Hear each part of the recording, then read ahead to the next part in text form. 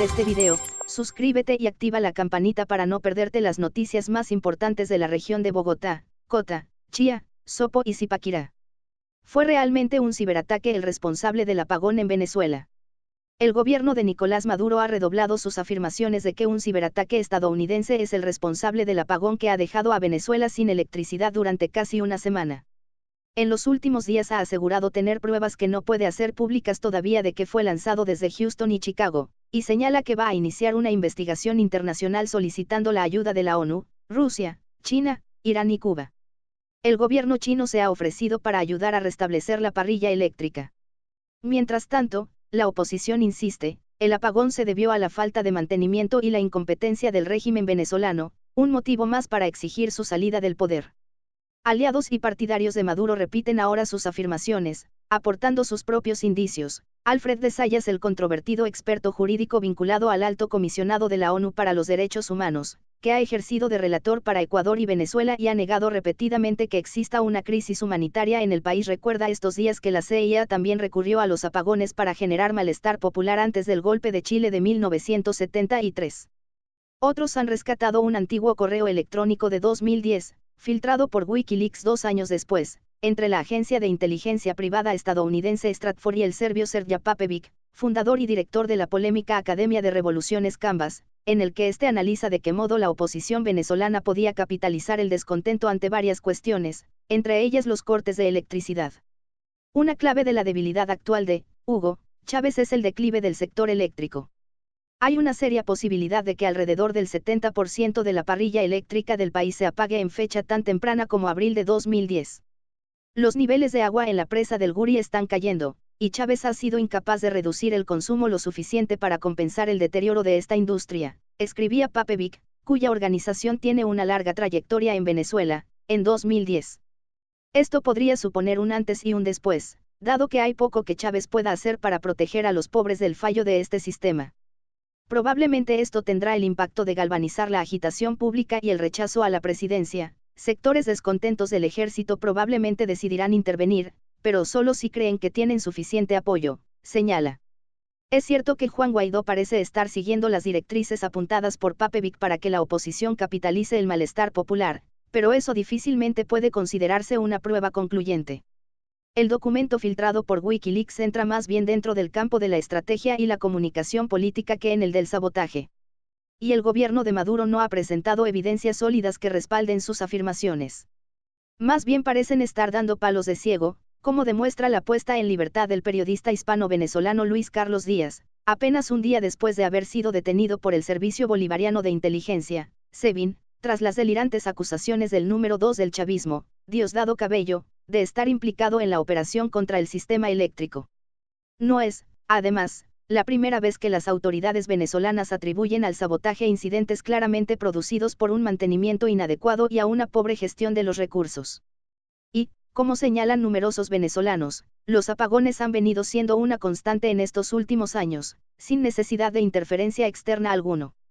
Preguntémonoslo en serio, pero prácticamente todos los expertos en ciberguerra dan por hecho que un componente fundamental en un conflicto futuro de cierta envergadura entre actores desarrollados incluirá ciberataques contra infraestructuras.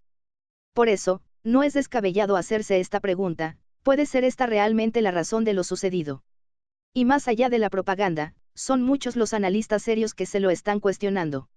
En una breve pero completa panorámica sobre la situación de la red eléctrica de Venezuela, la agencia Associated Press explica que la planta hidroeléctrica de la presa del Guri, aquella cuyo fallo dejó al país a oscuras, aporta el 80% de la electricidad del país pese a haber sido diseñada para producir un 20% menos.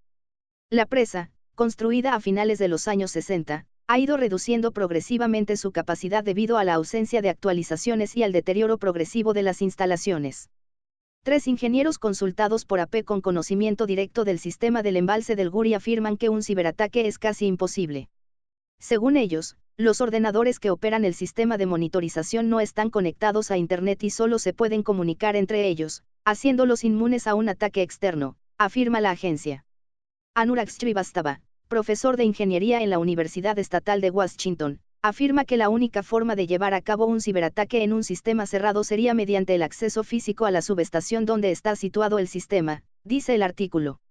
No obstante, Algunos expertos señalan que ya se ha hecho antes. Ocurrió, por ejemplo, en 2010 con Stuxnet, el virus diseñado por EU e Israel contra las centrifugadoras nucleares de Irán, que fue introducido manualmente por un agente de los servicios de inteligencia de estos países para salvar el aislamiento del sistema y que terminó difundiéndose e infectando ordenadores de medio.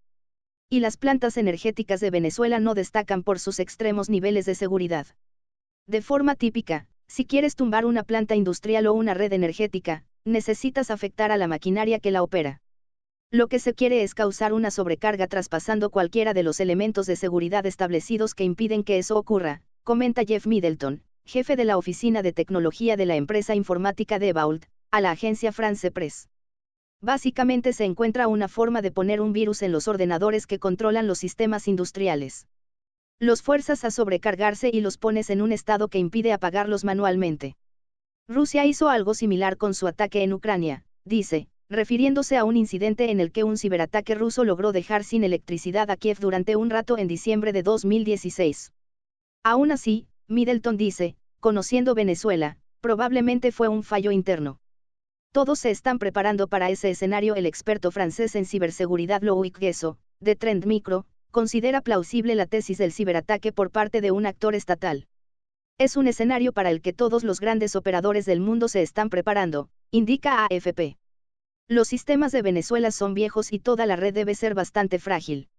Un ataque limitado podría tener importantes consecuencias, comenta, si bien añade que no ha visto signos claros que indiquen un ciberataque.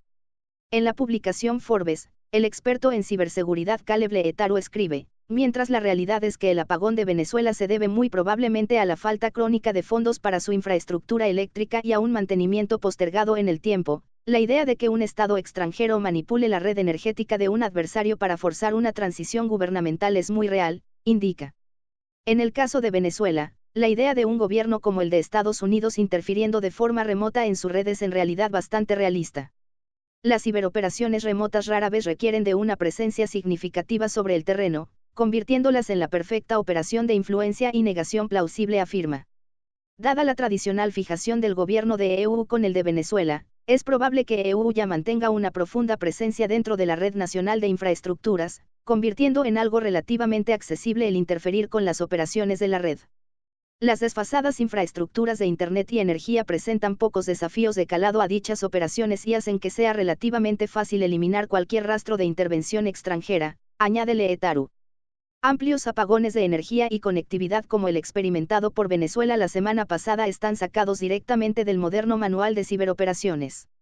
Cortar la energía en hora punta, asegurando el máximo impacto sobre la sociedad civil y numerosas imágenes mediáticas de corte post-apocalíptico, entran de lleno en el molde de una operación de influencia tradicional, explica.